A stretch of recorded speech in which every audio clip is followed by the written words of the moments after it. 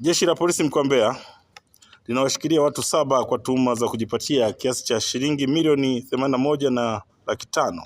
kwa njia ya udanganyifu. Watuhumiwa hao walikamatwa Mei 14 katika maeneo mbalimbali ya jiji la Mbeya,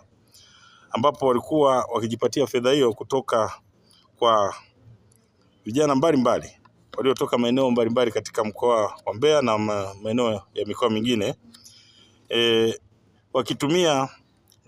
ujanja wa kujipatia fedha au kuwarubuni kwamba watawapatia ajira kwenye kampuni ijulikanayo kwa jina la QNet na Global Alliance.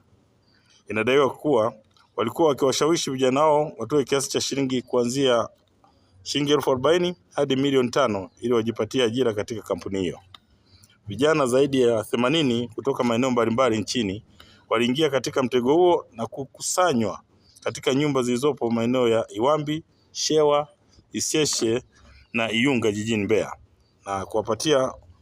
watuhumiwa hao kiasi hicho cha fedha ambacho nimekitaja kwa mategemeo ya kupata ajira nje ya nchi kupitia kampuni hizo mbili ambazo nimezitaja, jambo ambalo lilikuwa ni uongo.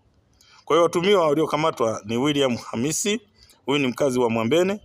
Tyson Rubida, huyu ni mkazi wa Shewa; Onesmo Hide Bons, mkazi wa Isyesye;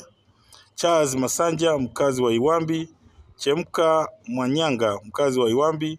na Gracia Ephraim, mkazi wa Isyesye jijini Mbeya, pamoja na mtu mwingine ambaye amejulikana kwa jina Ezekiel Mgogo, mkazi wa Igunga mkoani Tabora. Polisi mkoa wa Mbeya inatoa wito kwa watu wenye tamaa za kujipatia fedha kwa njia isiyo halali kuacha mara moja, na badala yake wafanye kazi halali ili kujipatia kipato badala ya kuwarubuni wananchi au vijana ambao hawana ajira. Vilevile inatoa rai kwa vijana wanaotafuta ajira kuepukana na tabia ya kutoa fedha kabla ili kupata ajira, kwani hakuna utaratibu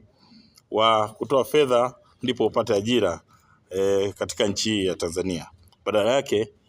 kuna mifumo ambayo imewekwa, kwa hiyo inabidi waifuate ili kuweza kujipatia ajira. Aidha, wanashauriwa kabla ya kufanya maamuzi ya jambo lolote watafute taarifa sahihi za ajira kupitia mamlaka stahiki ili kupata ukweli wa ajira zinazotangazwa kupitia mitandao ya kijamii ili kuepuka kutapeliwa kama hivi ambavyo wamefanywa. Lakini pia kupitia nyinyi waandishi wa habari, naomba sasa muhabarishe umma, waambia wale watu ambao kwa njia moja au nyingine hawaoni watoto wao, basi wafike katika kituo cha polisi kuanzia sasa. Lakini pia taratibu zinafanyika ili hawa vijana waweze kurejeshwa majumbani.